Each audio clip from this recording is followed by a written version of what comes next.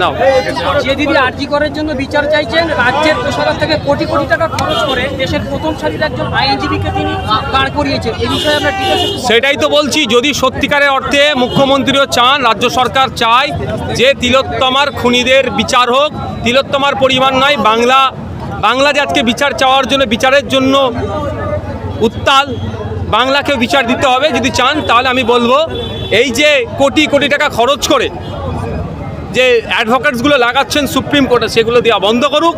বরঞ্চ তিলোত্তমার মায়ের জন্য, তিলোত্তমার পরিবারের জন্য, তিলোত্তমার পিতার জন্য, তিলোত্তমার এত লাখ লাখ ভাইদের জন্য ওই অ্যাডভোকেটগুলোকে, যে স্বনামধন্য অ্যাডভোকেট বিকাশ রঞ্জন স্যার বিনামূল্যে লড়াই করছে, তার অ্যাসোসিয়েট হিসাবে বা তাদের সাথে মার্চ করে একসাথে লাগানো দেওয়ার ব্যবস্থা করুন। ছাত্র আন্দোলনের নামে অভিভাবকদের আন্দোলনের ফলে কলকাতা পুলিশের একজন এসআই এর চোখ নষ্ট হয়ে গিয়েছে, এ বিষয়ে আপনি কাকে দোষারোপ করবেন?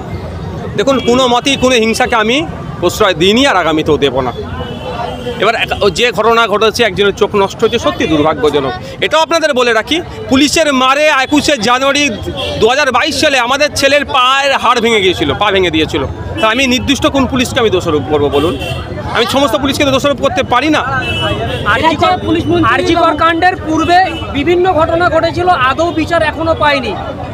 আরজিকর কাণ্ডে কতটা সঠিক ন্যায় বিচার পাবে বলে আপনি মনে করেন? আরজিকর কাণ্ডে পূর্বে এইরকমভাবে বাংলার মানুষ বা রাজ্যের মানুষ, দেশের মানুষ বা বিদেশে এই ধরনেরভাবে স্বতঃস্ফূর্তভাবে নামেনি।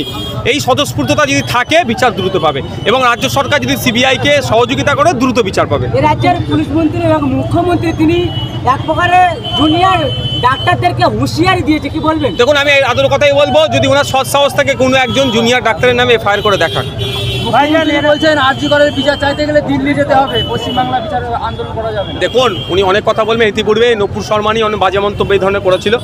কোথায় বিচার চাইবার জন্য আন্দোলন করতে হবে, মুখ্যমন্ত্রী আমাদের ডাইরেকশন দেবে না, ওনার প্রয়োজন নেই। আমরা যথেষ্ট আইন সম্পর্কে বুঝি, কোথায় চিৎকার করতে হবে না করতে হবে আমরা বুঝে নেব। মুখ্যমন্ত্রী যদি সদিচ্ছা থাকে ওনাদের বলুন যে কামদুনির ঘটনা কি হলো, সেটা তো দিল্লির হাতে এখন নয়, সিবিআইয়ের হাতে নয়। আপনার পাকিস্তানের ঘটনায় কি হলো, সেটা তখন সিবিআইয়ের হাতে নয়। এর জবাবগুলো চান তো।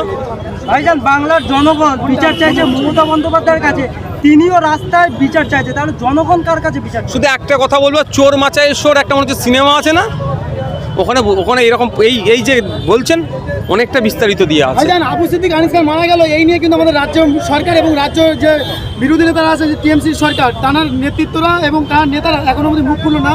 এই আর্জিকল মামলা নিয়ে যাতে মুখ খুললো, এটা কি ভয় পাচ্ছে তাহলে? দেখুন, আমি একটা কথা বলি, কে কার জন্য মুখ খুলেনি বলে আমাকে বসে থাকতে হবে এরকম ব্যাপার না। প্রতিবাদ প্রতিরোধ করার জন্যই রাজনীতির ময়দানে এসেছি। যেখানে অন্যায় অত্যাচার হবে, সে প্রিয়াঙ্কা হাসদা হতে পারে, আবু সিদ্দিক হালদার হতে পারে, আনিস হতে পারে, তিলোত্তমা হতে পারে, আমরা রাস্তায় ছিলাম, আছি আর থাকবো।